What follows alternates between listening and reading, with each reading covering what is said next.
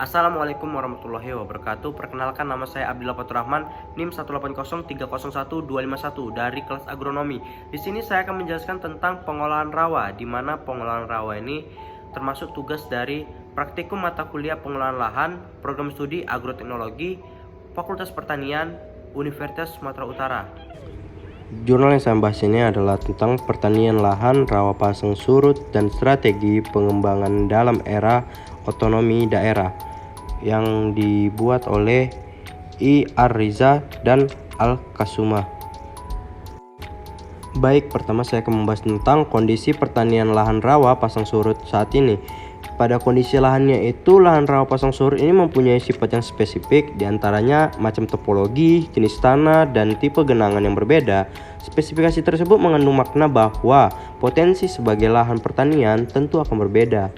Pada sistem jaringan tata air itu umumnya terdiri atas saluran primer, saluran sekunder, saluran tersier, dan saluran kuarter yang diharapkan dapat difungsikan untuk mengaliri lahan sawah untuk mencukupi kebutuhan air dan tanaman dan untuk memperbaiki kualitas lahan seperti mengurangi kemasaman tanah dan mencuci unsur atau senyawa yang bersifat meracuni bagi tanaman.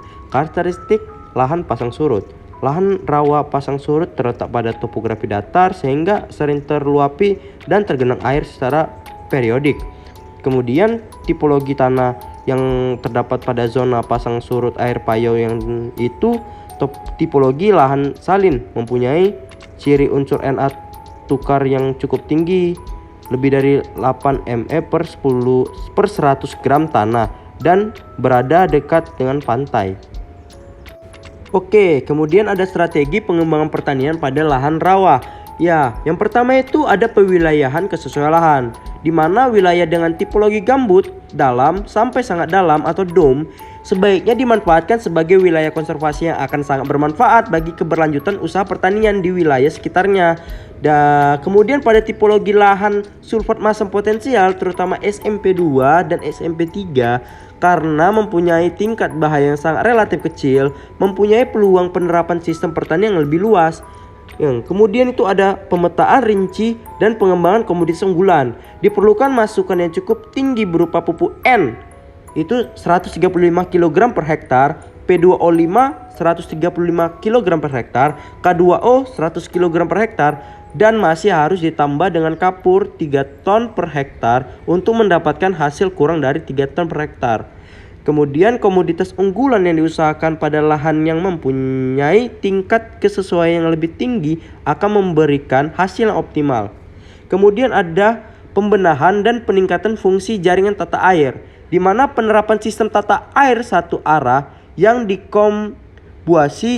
kombinasi dengan pengelolaan tanah dapat secara cepat meningkatkan pH tanah dari 4,2 sebelum aplikasi naik menjadi 4,8 saat tanam dan 5,4 saat panen.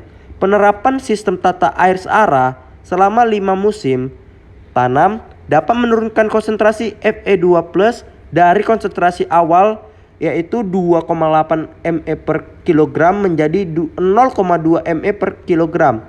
Konsentrasi Al3+ turun dari 37,1 mE per kilogram menjadi 17,0 mE per kilogram.